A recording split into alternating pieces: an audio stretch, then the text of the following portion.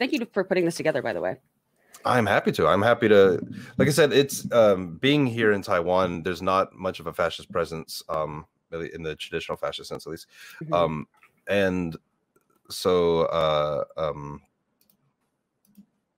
this is my home. I live here. I don't live in America anymore. I haven't for a decade. So this is where I live. But I do feel this sense of guilt a lot of times that there's so much fascist presence growing in the USA. And so part of me, wishes I could do more, but these are the things I can do. And I really want everyone to understand that, going out and punching a Nazi is not what you do to be anti-fascist, or like that's not the only thing you can do. It's just a perk. Yeah. In a video game.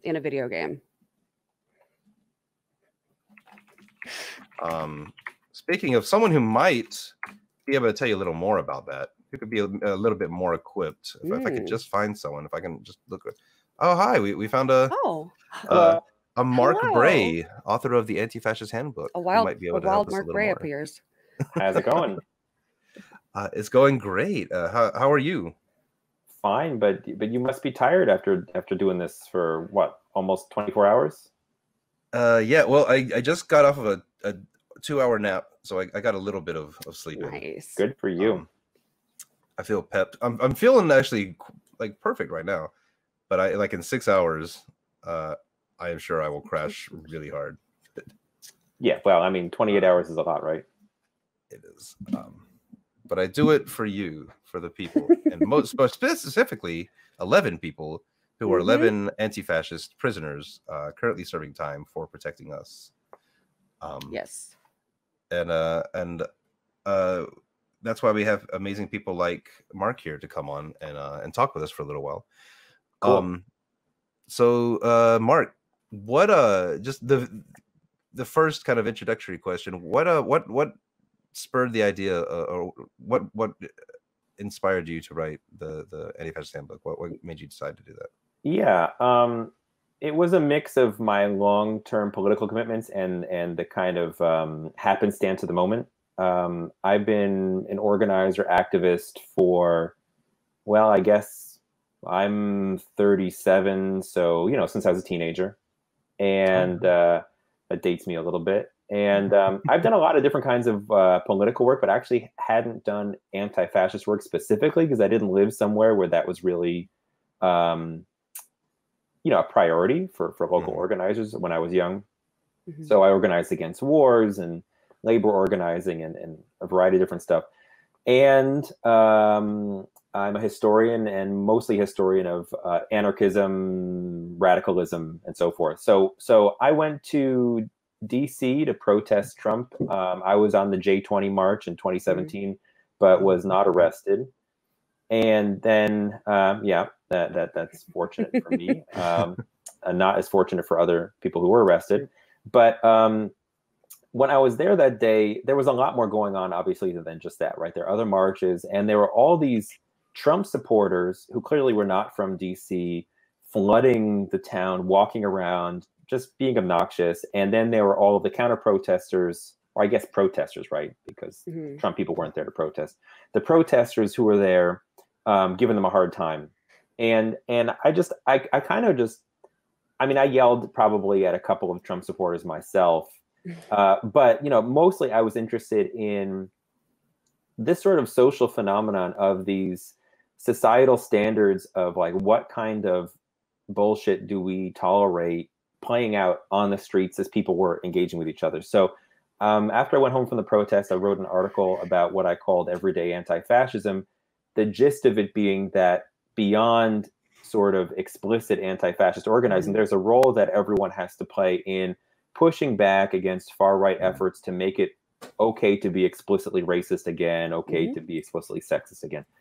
And that would have been it, except for the fact that someone wanted to interview me on the radio about the article, and then a publisher heard the interview and said, hey, that would make a nifty little book. Do you want to throw something together in a couple months?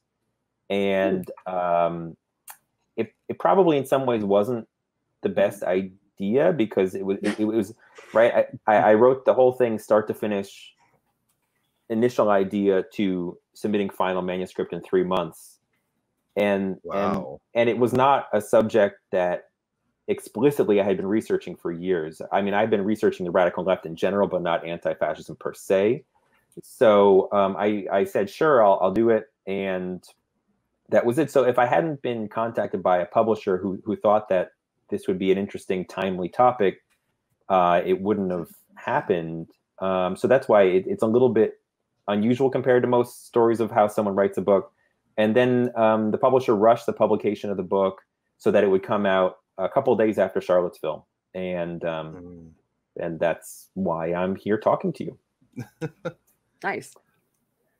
Yeah, very nice. Well, I definitely enjoyed the book. Thank you. I think it personally, what I took away from it the most was it arms a lot of people with knowledge. It's a very very detailed historical account. Great. Yeah, I feel like it arms people with the ability, like when someone's saying, oh, the fascists or the Antifa's the real fascists, but they're saying on both sides. You have these tools, this evidence to specifically cite and saying, well, no, because let me tell you, so and so, which is super powerful, I think, for dispelling these purpose-built myths. Thanks. Yeah, and that was one of my motivations, was to be really clear that I didn't want to just write it from a neutral kind of like, well, you know, this is what they say, shrug. Right. Because, you know, of all the, there's many political issues where I think we ought to make our perspective very clear. Certainly anti-fascism is one of them. And I think that it's been heartening that actually a lot more writers and journalists and academics have done that than I maybe would have expected in advance, because it's gotten so bad. Yeah, absolutely. That's I've got a tool that I use, a little mental tool is Eat Babies, which is and what does that mean? It's just use that kind of terminology, or when you're talking about, like, when it comes to, you know, you have being a moderate centrist, you know, that you eat babies. If like, would you say like, oh, eat babies, you know, well, there are good reasons for why we could eat, you know, like trying to walk that center line. Okay. It makes it so nonsensical. They're like, they're like, no, that you should not have to justify why you would be on the side of not eating babies, you know? Right. I think the thing is, though, like when you're talking to certain people, you're going to have people who don't care no matter what you say to them. But a good chunk of people, especially when, I mean, like, you know, Mark and probably you too, Breadbeard and myself, we've been engaged in anti-fascism for a long time before Donald Trump, but this came into the public consciousness only around 2016. So there's a lot of people who weren't familiar with it, that are just, you know, quote unquote normies that really didn't know. So when you talk to them about things like this, they go, oh, okay. And, you know, we're fighting against this concerted effort by the media to demonize something that is like really like you think being against fascism is as bad as you know, and it's wild too, like with all the evidence of, you know, right-wing motivated terror attacks, and what do we got? We punched Richard Spencer.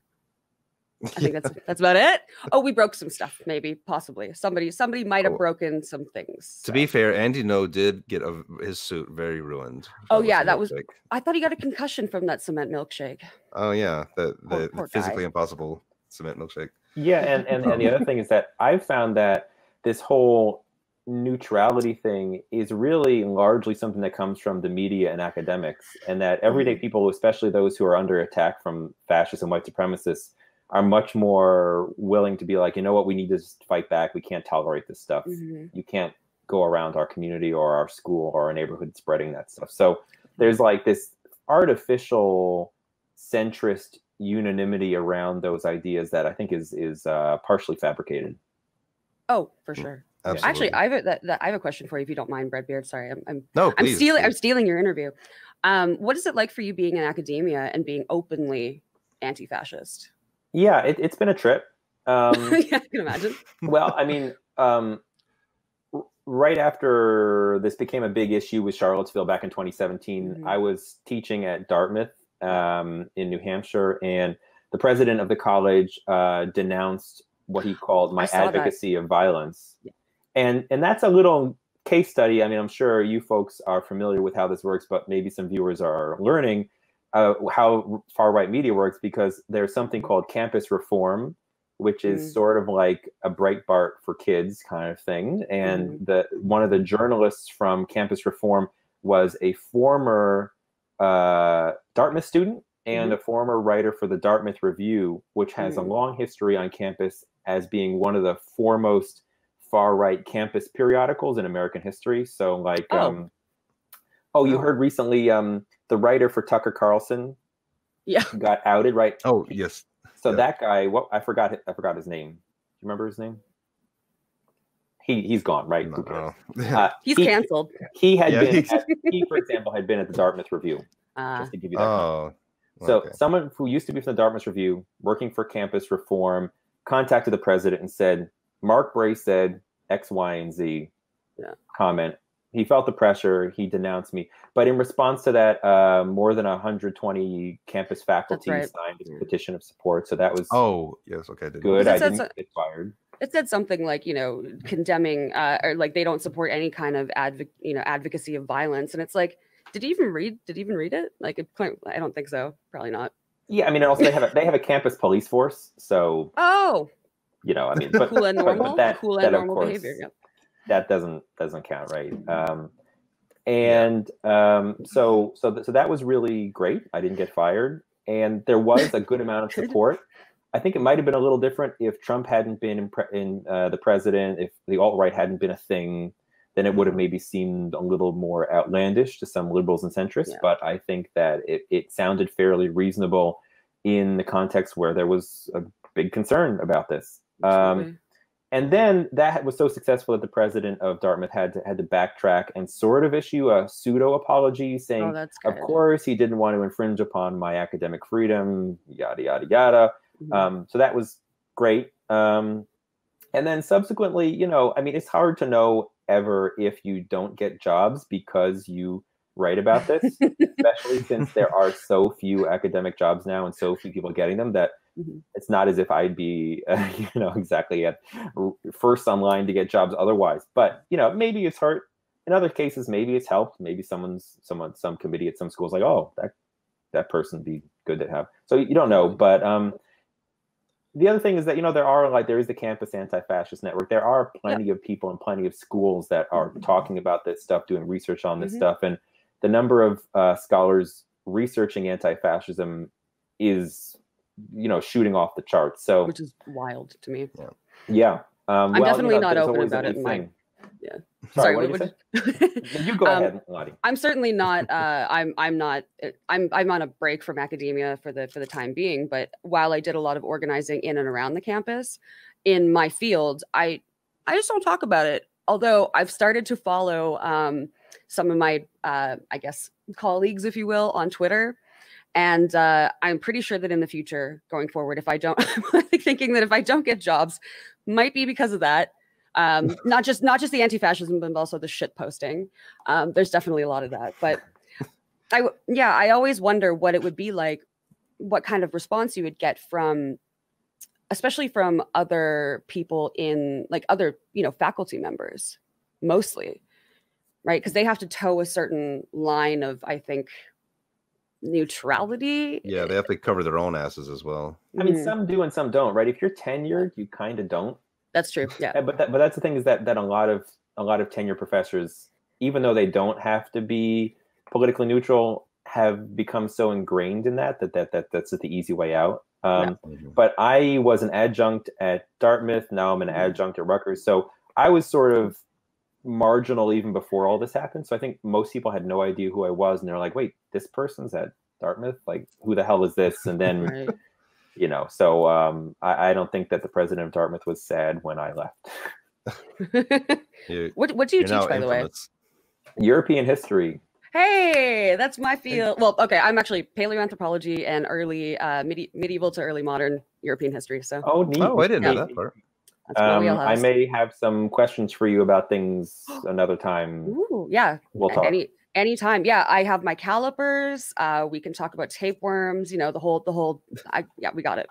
Okay, and I could talk to you about my favorite guy, Philip IV of France, and how he dunked so hard on the Catholic Church in like the most epic way.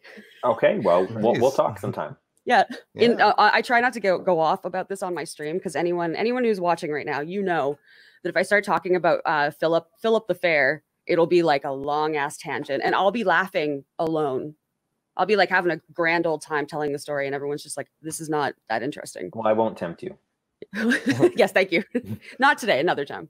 I'd like to ask, you kind of just put up a good point that you mentioned in your book about free speech, and because the old argument, of course, is that by anti-fascists going out, they're limiting free speech, and it's a slippery slope, and the Jews and the blacks and whatever will be next, and which is BS, because of course there's no way to not limit, to have perfectly free speech, like just physically. And I think that's kind of a good example that you just mentioned with your the head of Dartmouth kind of trying to get rid of you just for their own sakes, which is also limiting free speech. Right. So, well, with all this, right, speech, violence, politics, you're seen as aberrant when you take a position if that position is not the accepted position. So on the face of it, right, wanting to limit speech that is allegedly endorses violence doesn't register for a lot of people as limiting speech, right? And the argument for self-defense against the far right doesn't register, or registers as violence in a way that like having campus police doesn't. So, I mean, obviously, preaching to the choir here, right? But, these double standards are true of every kind of aspect of the conversation, particularly when it comes to speech. And there's so much to say, which is why I wrote a whole chapter about speech. And humorously enough, when I got some feedback on the book from a comrade from Austria, he said, "Why do you have a whole chapter about free speech? That's not really an important issue in anti-fascism." And I said, "Well, that may be the case. That may be the case in Austria. That's lucky. But in the U.S., that's speech and violence are 90% of the public conversation." Yeah. So yeah, I mean, part of it I think is worth starting out with like, it's impossible to have absolutely free speech. It's impossible to have any right really exist in the absence of other rights considerations, if you want, of course, go with a rights framework, which you don't have to. But and there's all sorts of ways that the government, corporations, everyday existence limits rights to speech. So the question, of course, is like with any other right, how do you balance that with other considerations in society? And we talk about this, it sounds so self-evident, and in some ways it is, right? But there's so many people that are just accustomed to, if it weren't for anti-fascists, speech would just be doing whatever it wants all the time. Of course, that's not true. But then the other thing is like, I interviewed, as you probably know, anti-fascists from a bunch of different countries, and their responses for what do you say about the free speech issue varied. For me personally, my opinion is that the goal shouldn't be to accept the liberal terms of debate that liberals set out when you discuss or argue freedom of speech, and that, in my opinion, if anti-fascists shut down a Klan rally, I think that is limiting their speech, but so what? That consideration, from my opinion, is so trifling compared to the larger political struggle that. I'm not one to try and concoct an argument as to why that isn't limiting their speech. I just don't think that's necessarily a problem. Absolutely, I also believe that like we've put such a level of holiness around the idea of free speech, and it's not. That free speech is absolutely important, and you talk about in the book that actually through the anti-fascist method it's allowing more free speech, because this free speech that's allowed to the fascists is very limiting to other people. I believe that this holiness we put around it, that means anytime you say anything that might sound like you're limiting free speech without context, just is immediately shut down, especially in places like the media. Right. But that is, I think, changing to a good extent. I mean, even in terms of the public's response to tearing down Confederate monuments, for example, or monuments to slaveholders. You know, the protests, the Black Lives Matter protests of recent months have really pushed things forward in terms of what people will sympathize with, accept, understand, which shows you that these kinds of abstract discourses don't just exist in a bubble, and that we have the power through our resistance to change the kind of dynamics of power around how people relate to these ideas. So yeah, absolutely. Something I wanted to ask. So I saw you on, I'm gonna say it was Meet the Press. Could be. I'm pretty sure. Where you were taking a lot of calls. C-SPAN. Oh, I watched that one. Yeah. Okay. I saw a couple of them. I can't remember which one was which. But so do you? Well, I hope you don't regret it. You know, I don't. But what do you think is like? How do you cope and how do you deal with this? Because sometimes you're like with this clip, for example, you just kind of set yourself up for this barrage of abuse. I was going to ask the same thing. Yeah. How do you kind of cope with that? Yeah. Well, the thing is that that you know, at that time, this must have been like September 2017. Like the Antifa menace, the aftermath of Charlottesville was for a while like the #1 news story in the U.S. So from waking up in the morning to going to bed at night, I was fielding those questions from journalists / seeing all sorts of ludicrous things on Twitter, social media, etc. So you see a little window with that interview, but that was really what I was doing all day, every day. So yeah, it just becomes, after a certain point, there's really nothing that someone's going to throw at you that you haven't seen in some form or another. And just my personal personality or opinion is I just don't want to come across as anyone getting a rise out of me. And yeah, you're definitely very, I was like, how are you keeping a straight face with people who are just like Antifa, they're the real fascists, they're living free, you know, we hear it all the time, right? But even me, I can't, I'm just like, I gotta either laugh or cringe. And there's no one right way to go about responding to this, but just my personality is that I just want to kind of just, you know, let it, you know, wash off the duck's back, so to speak. And that's just my personality. That's it's easy. Also, I was really tired, so it's when you're tired, it's also easier to just kind of just like, let it go. Yeah. Also, one of my kind of like, sometimes I get a little these things get repetitive. So one of the things I enjoy doing is trying to find the small kernel of reasonableness in the most unreasonable questions, run with that, and sort of kill them with kindness rather than kind of getting all heated. Totally. So sometimes I do that too, but yeah, I mean, really the main thing is just that wasn't exceptional. That was just sort of what the media frenzy was. And it's really strange how it goes with that, because that lasted probably into early 2018. And then it kind of largely disappeared to the point where even you may remember the significant confrontations between anti-fascists and fascists in the Pacific Northwest in like the summer of 2018 with like Proud Boys and Patriot Prayer. Yeah. That was newsworthy in the Pacific Northwest, but national media was just bored of Antifa by that point. We weren't fun anymore. Well, there was no more concern that the end of Western civilization, quote unquote, was right around the corner, right? But then recently with, you know, Trump's remarks that Antifa is a quote unquote terrorist organization, it kind of came back. So it's very cyclical. It bounces around. Yeah. The media is just chasing the next kind of shiny object. I think I saw an interview, with you, I think it was on PBS. That was more, I didn't realize that it was a recent one. Yeah, because of Trump's remarks, right? Yeah. And, you know, it's just, you're right. It's the same things over and over and over.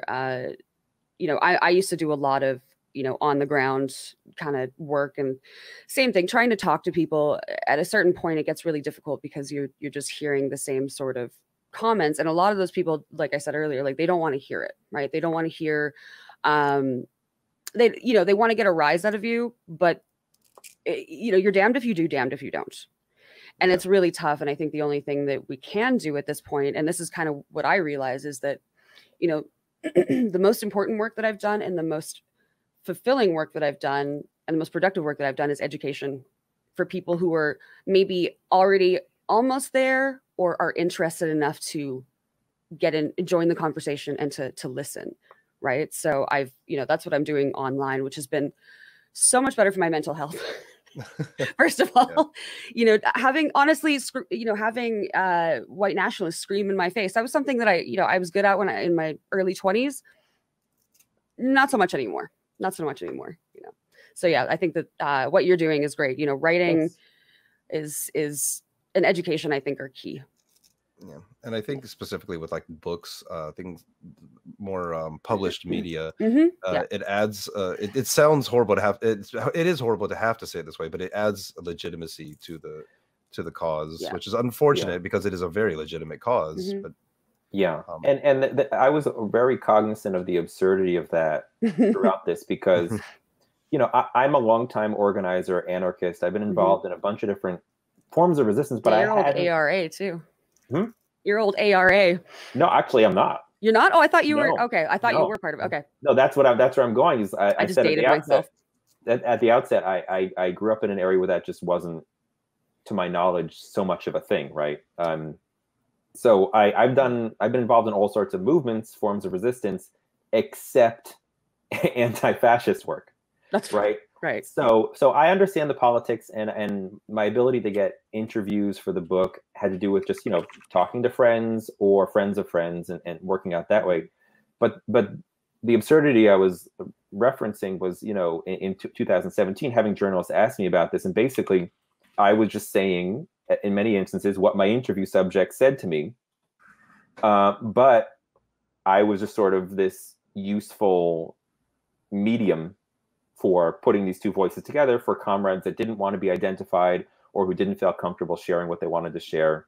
And being a Dartmouth professor, that for journalists that lended it, whatever it lent it. Yeah. But there is an absurdity there. And that, of course, is part of what people such as ourselves are trying to change in this world, is that there shouldn't be that intermediary of expertise or professionalism, but that is how it is. You're not just like, some crusty anarchist throwing bricks like myself. Speaking of throwing bricks. Sorry. No, I was going to say something else about throwing bricks and crusty anarchists, but you can go to what you wanted to go to. Well, speaking of throwing bricks, I don't know where, speaking of throwing bricks, bricks, if you throw a brick at a bear, it probably wouldn't hurt it. No. But who's not as frightening is Izzybear. That was such a good segue. I tried so hard, Izzy. I tried. That's a good intro right there. So Mark, I hope it's okay if sure. Add one more person to the panel. So Izzybear has done an astounding amount of charity work in just the past couple of years. Really, I'm in awe every time I see you of the amount of selflessness that you give out. So I'm happy to have you on here as well. Thank you. I appreciate the invite. It was awesome to get to come.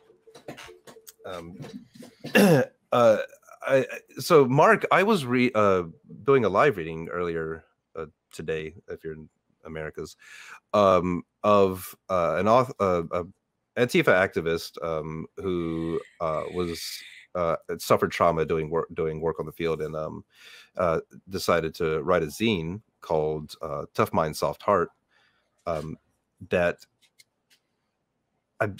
definitely is not the opposite of what you're saying. You're both very much in coincidence, but you focused more on the necessity of violence and the necessity of the push with anti-fascist work. And Stinging Nettles was more focused on the solidarity in the actual community and being a part of the community and taking self-care and community care. So of course I'm trying my best to make sure it doesn't sound like I'm juxtaposing these. You both are absolutely in the same kind of mindset. But I would like to hear some of your thoughts on kind of working in the community as anti-fascist work. That maybe there wasn't so much of that in the book. Yeah, I mean, I try to have some of it in there. And you definitely did. Yeah. And my arguments about violence are really just simply that it needs to be one of the options in the toolkit, so to speak. Not that it's always or even usually the most necessary or best option. But you know, the two kind of parts to it, I think, relate, because if you have strong communities that build solidarity, that have strong values, then you know you can withstand efforts by the far right to try and establish themselves without necessarily having to even confront them, or at least confront them physically. I interviewed some comrades from Spain and France who talked about creating anti-fascist neighborhood assemblies that to some extent grew out of some of the 15M and related assemblies of the earlier part of the decade. And some of the networks grew out of union organizing or other kinds of immigrant solidarity work. And if you have these strong communities where people trust and know each other, and where they support migrants and support marginalized people, then, you know, if Hogar Social or whatever kind of fascist group comes around trying to hand out, you know, free food only to ethnic Spaniards or what have you, then you can show up and just say, you know, we're not going to allow that to happen here. You need to hit the road, without necessarily having to resort to more risky tactics. And so I think that what's very interesting about anti-fascism as a point of political focus is that you start, it seems, usually talking about these very circumscribed conflicts with self-described fascists, and then the more you talk about it, the more it teases out to be really you have to talk about everything, right? And and that's suggestive of sort of the point that the author you mentioned was making, it seems. Yeah, very much so. And I do kind of like the holistic. What again? I'm really worried that anyone in the audience is going to take away that these are juxtaposed. This is both of these authors are. I think you articulated yourself fairly well, because you're right. It's part of a, when you go to look at one issue, right? It can't exist in a vacuum. And even if you want it to, when I first started getting involved with you know, anti-racism in like the early 2000s, it was because we had neo-Nazis trying to move, like literally they had a plan to move to my city. And you know, we had, you know, similar to, you know, the early 90s in the UK, we had, you know, Nazi punks showing up at punk shows and stuff. And so I was dealing with that aspect, just dealing with these this anti-racist action stuff. And then when you start going deeper, you realize that it's scaffolded in such a way that, like, as you peel back one layer, you're like, okay, well, everything is, so all of these things are sort of hard baked or hard, you know, into the society that we live in under, you know, this pervasive white supremacy, right? And so the difficult work that I think a lot of anti-fascists end up having to do without realizing it is going through a sort of existential crisis where you have to constantly be cognizant of, especially if you're a white person, and even if you're not, if you've grown up in a you know, predominantly white or Eurocentric society, to really look at absolutely everything, like down to like the most mundane things in life, and realize like how those are skewed in such a way to either perpetuate white supremacy or to reinforce it or to you know, validate it, etc. And that can be really exhausting and stressful. So all of these things are interconnected, right? Any kind of work that we do, like I've suffered PTSD from doing physical on the ground work, and I've also suffered PTSD from literally just spending hours and hours and hours scrolling through, you know, right-wing message boards and Facebook groups and reading all the garbage and all the vitriol, and it like poisoned my brain. And having support for that, having support networks, and understanding that that is also an integral part of anti-fascist organizing is that support and that understanding is, you know, these things go hand in hand. There's no separating them. So I don't think you were juxtaposing those two things, right? All right. Yeah, I mean, as someone who's just coming in, I didn't feel like you had too much of a juxtaposition there. Like I feel like the best summary is one of my pretty classic rants, and that is like, when it comes to actually doing on the ground anti-fascist work, or very online and constant anti-fascist work where you're actually standing against fascist people and fascist ideology, there's no way to actually continue that work without somehow or to some level learning about intersectionality and other issues that exist, because like those are the issues that fascists are trying to capitalize on, trying to further and trying to attack. So you're going to end up having to have that education and having to have that ideology and learn to use it to try and fight back and stop those systems that they're using to gain better footholds and more power. I think it's absolutely well said. Yeah. As far as like kind of like the book's main purpose is, of course, to dispel myths and normalize terminology, you know, for the general public. I feel like, Mark, do you think there is there's a certain point where you have diminishing returns, or you have it's kind of picking your battles where it's not worth it to try and work on maybe more like a one-on-one instance, like if you're just talking to someone who's just not going to change? Do you think there's a level where you kind of pick your battles? There has to be, right? Otherwise you can you know, run yourself ragged. I mean, my basic kind of mindset for simply talking about the book and anti-fascist work related to the book was simply, here's what the history says, here's what anti-fascists say, here's how I interpret it, this is why I think it makes sense, and you're welcome to have any opinion about that you want.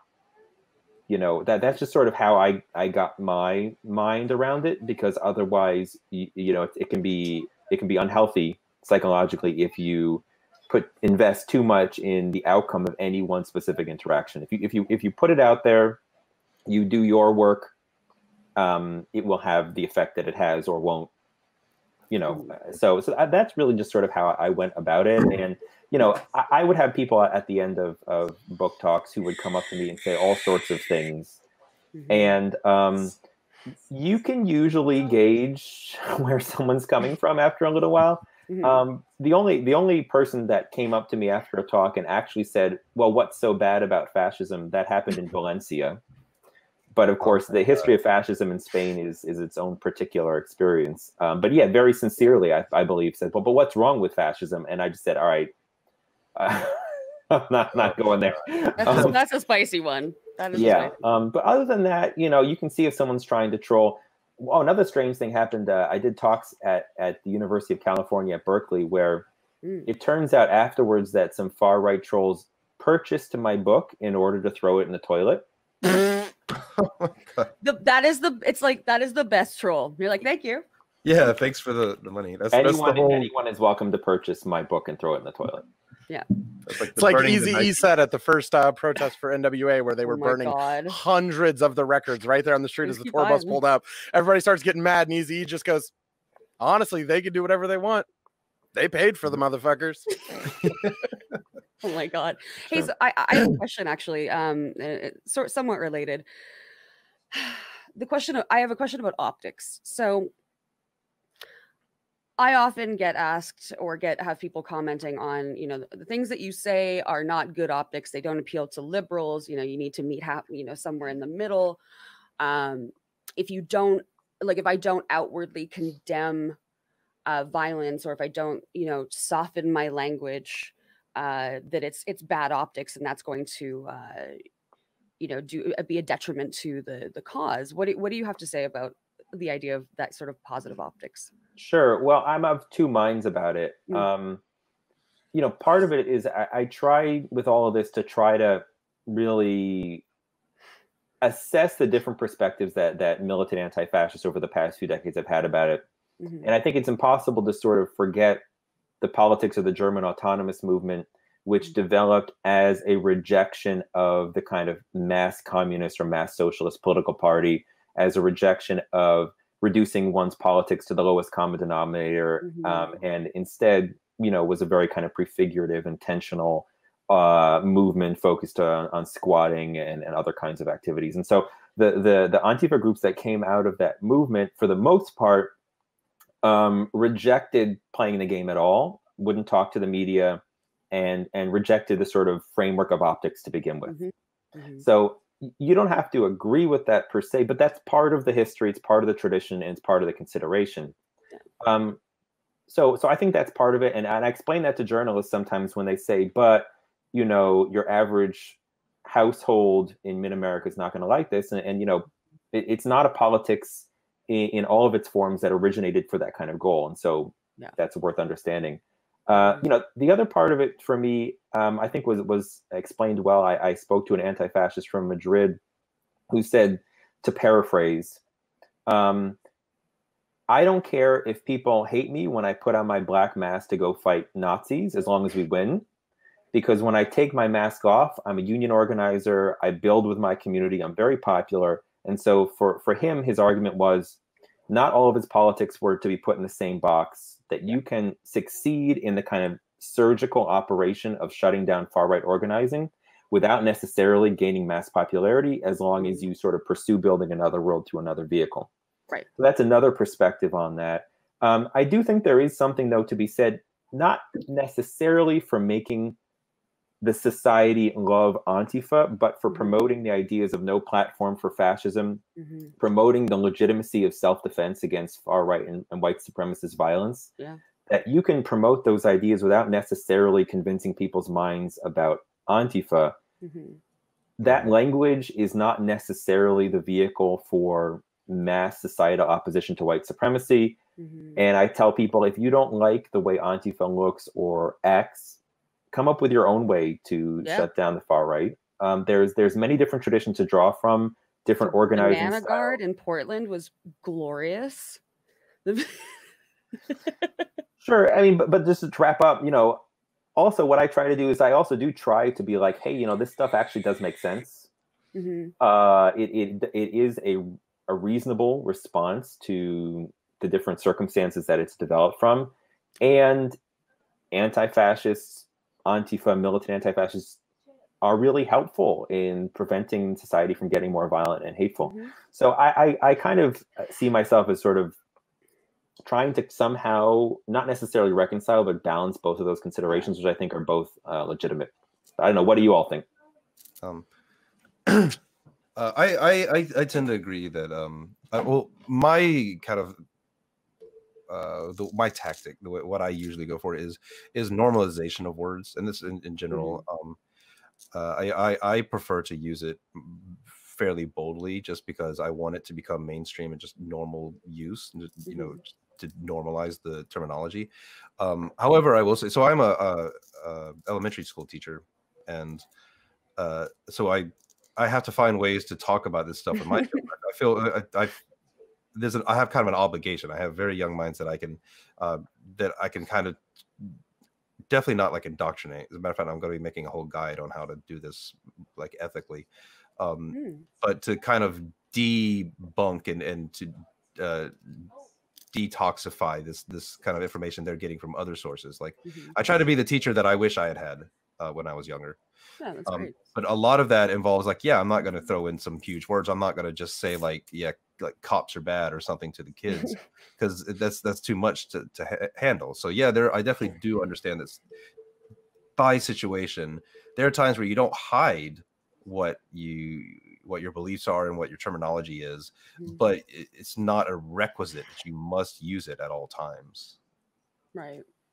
I think one problem though is like the thing that always comes up for me anyway in a lot of these conversations is that when people say, you know, oh, this is bad optics, what they often mean is that this would be easier if you watered down your opinions or the things that you're talking about and actually bring it down to like, it's a sort of, you know, toxic, you know, liberal kind of mentality of, you know, homogenizing it in such a way or making it more palatable to a liberal mindset. But what happens in that case is you water down the entire movement, right? You take you make it so that it really becomes impotent in a sense, because if you're like, well, you know, not all cops because a cab is bad optics, you're like, well, not all cops. What happens then is it just returns everything to it seeks to return to the status quo, which is, you know, we talk often about that's sort of what liberalism does, right? So the the normal, the baseline right now is like cops are good, deplatforming racists and neo-Nazis is attacking free speech. And if we concede those things, or if we try to temper our language in such a way that appeals to them, they're not going to meet us halfway. They're going to take that and run with it, right? And they're going to go, okay, it's fine now, it's good. So that's the tough thing about kind of straddling both of those things, because you want people to listen. And well, often I personally, sorry. No, go ahead. I personally believe that, like I said, you definitely don't want to hide what you did, in my stance. So I feel personally, at least, that if you if you try to downplay, if you purposely pretend that it's not something, you are doing a disservice to all the people fighting for that cause. If you're saying like, well, not all cops, but you actually really believe it because you're trying to play some 4D chess, then I think even if it succeeded in winning over that one person, that you've done a disservice to the cause, in my thoughts, because you've pushed back what that meaning is. See, and also, go ahead. Okay. I think that I'm going to stand a little bit different than everybody else on this one, but I can explain it pretty well, I feel. I think the left has a slight problem with, you could say, optics. I would more lean towards saying branding. And that's probably because we're a bunch of anti-capitalist fucks. So we don't actually care about branding things that look good to everybody, because we're not all trying to make $1 million. There are so many of our arguments or beliefs or our ideologies that could be slightly reworded to be used better in an argument to actually prove our exact same points without watering them down. Like, for example, like the biggest buzzword of the day, because why we're all here, Antifa. I was saying last year we should drop Antifa because the way everyone is saying it, and we should full out say anti-fascist, because then the people who are saying you're a terrorist are saying anyone who is anti-fascist is a terrorist, and that's a lot harder to justify in a public fucking argument. Like the same, like ACAB, I all cops are bastards. I have no issue with saying that one because it's defensible. You can explain how the entire justice system is bad, and how like anyone who enforces that makes the choice to go into that employment, enforces that, and does so enforcing a bad system that is so easy to point out all the massive flaws with. But I think a huge part of it is the left has this really hard time remembering what we were all like ourselves and what the rest of the world is currently like before we hit woke. Like this, I came out of the womb with a death hawk. I was ready to fight some Nazis. Right, I got on my mom and I was like, all right, where are they? I think a lot of us forgot how to interact with someone who is still very much in that propaganda we were all raised in, and the way that we all saw the world at one point, and the way everyone else still does. Because we now know and understand and believe our ideals, we should remember that it's a path to learning that, and how to help someone on that path. We would probably see more success. Right. Yeah, I think there's something to that. I think that's a good point. I think that it's a bit more of a dicey proposition when we talk about tactics and strategies, then it's not as it's not the same conversation. Yeah, for me it's more about like the conversations we have than like actual anti-fascist tactics and getting out there and stopping fascism physically. That's one thing. But like when we're in the marketplace of ideas or having the conversation, I feel like we need a different approach. I will argue that, and maybe I know this is a contentious issue and some of you will disagree with me, but I find that some people have said that this is just like a Southern thing. I definitely, like, I lived in Georgia for a while, and I actually was lucky enough to hang out with a bunch of Southern anti-fascists, and they are actually the coolest of the anti-fascists. They're my favorite. But when people say Antifa, it's Antifa. Like, I know it seems like a really stupid distinction, and a lot of people heard the word for the first time, or it came into like their consciousness via the media propaganda after 2016. And to me, in my mind, and you could totally disagree with this. This may just be I don't know. I just never heard anyone say Antifa as like one word before 2016. And to me, it sounds a lot like a kind of a way to ignore or distract from the fact that it stands for anti-fascism. Because when you're saying Antifa, it's two words, right? You're just shortening the last word. When it's Antifa, it's one word. It's meaningless. It means nothing.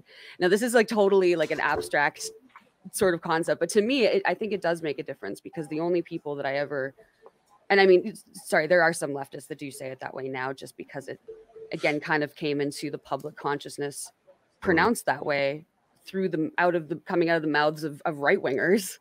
Well, but to me, yeah. Speaking of Southerners, that's a very common dialectical. This is common. I think dialect. Eva and I had it out over this. Oh, really? Discourse. Yeah. Oh, there you go. A little bit. It's very common in Southern dialect to put an emphasis on the second syllable, so that. But I did. Happens, but yeah, and I miss the South. But I did. Even though, like in Georgia, people would say like "pin" instead of "pen," so like Antifa was pronounced. I can't even do it. Like my Southern accent's horrible. Yeah, Antifa, but it would be 2 words rather than Antifa. This is just a totally nebulous thing we're talking about. Let's just move on from that. Actually, Walter from Anti-Fascist Defense Fund told me, think about antifreeze. Like you say antifreeze, you put the emphasis on the A. Yeah.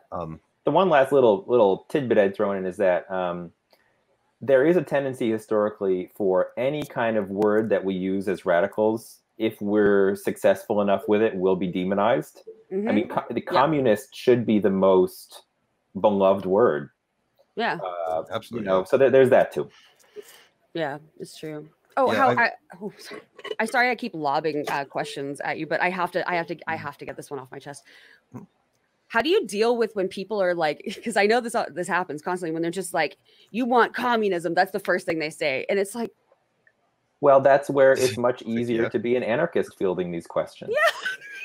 So I had some, I forgot what group they were with, but some Boston fascists came to my talk at the Harvard Co-op bookstore, and they were like awkward 19-year-old kids standing in the back, like itching to ask a confrontational question. And after a while, in a sort of sense of comic relief, I called on one of them, and he said, what do you say about the, I forgot how many millions of deaths he attributed to Stalin. And I said, it's tragic. And I'm sure that I'm much more sad about the people that Stalin killed than you are. Yeah. And or the millions that died under capitalism, but also anytime when people are like, bring up Stalin, I was like, do you just assume that we all like love Stalin? Like we all stand, we all worship the altar of exactly what it is. They do, and I said go home and Google libertarian communism, and then come ask a different question. Yeah, and it goes. Like, I don't stand anyone who committed genocide. It's just not on the table for me. Sorry. It is a good way to kind of like, I found that is like that retort when you get somebody who comes in because their mindset is not I want to learn something. It's I want to try to own you, and make you look stupid. But responding to them and be like, I'm not a communist. Yeah, I mean, it's like maybe you don't know everything. I identify with anarchist communism, so in that sense, like I'm a little bit. That's of course that's not actually germane to the conversation. That's just my political mind in the back saying I don't want to say I'm not a communist, but I just say something to that effect about how I condemn genocide and mass murder, and so. You sometimes come across when you're an anarchist talking about these things as sort of like almost excessively impartial because you can critique, Stalin and Mao and Castro, and you can critique capitalism. And it was like, oh, what an even-keeled person. And I am, I think, but for different reasons. Going back to the optics for 1 second. So I do think that's kind of proof of why like normalization is kind of important, because yes, communism should be like one of the most wholesome words. It literally comes from the word community, and now we're hearing, someone did a count of the recent Trump condemnation where he like 80 some times, I think probably 88 wouldn't surprise me, said violent anarchists. Which again, the word anarchist literally means like not hierarchy or not ruler. So what I want to ask is what, especially for like a large public sphere, do you see damage with by trying to preserve optics? Is there actually damage involved? The one that specifically I'm thinking of when I ask this is popping into my mind is the Trevor Noah, the vegan ISIS bit. which the whole like segment, the whole thing that he was doing was specifically about Antifa optics. So of course you don't have to specifically comment on that one, but like, do you think there's actual damage that can be done by trying to focus on optics? Oh, so, absolutely. Do you mean like if anti-fascists try to improve their optics? Or I'm not sure exactly what you mean. Well, not it doesn't even have to be anti-fascist, but anyone trying to like for if I stay with the Trevor Noah one, he was specifically saying like, oh, I like what you're doing, but don't you think that your optics are bad because you look like vegan ISIS and all this?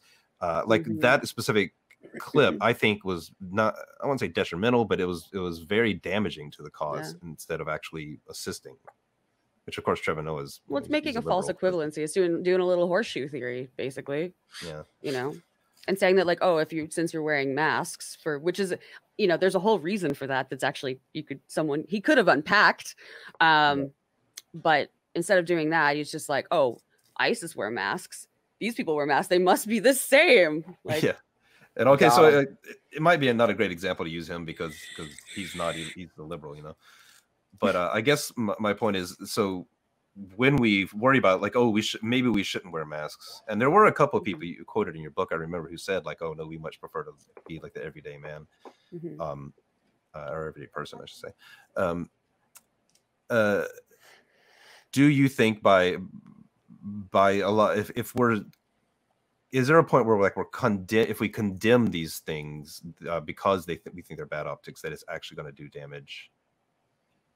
Yeah, I don't think the answer is to condemn these other methods that maybe you yourself think are not the most useful, but to just promote the ones that you think are useful, right? Because there are reasons that people wear masks. And I mean, now given the health situation, right, everyone who's resisting is wearing masks. I love it.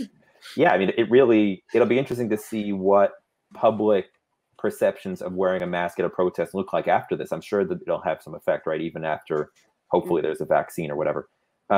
So certainly, right, there are legitimate arguments to be made for certain kinds of organizing. Maybe if you're trying to build a mass anti-racist coalition that does not intend to engage in the level of militancy that an anti-fascist group might consider, you might want to have a demonstration where you promote a certain kind of visual or what have you.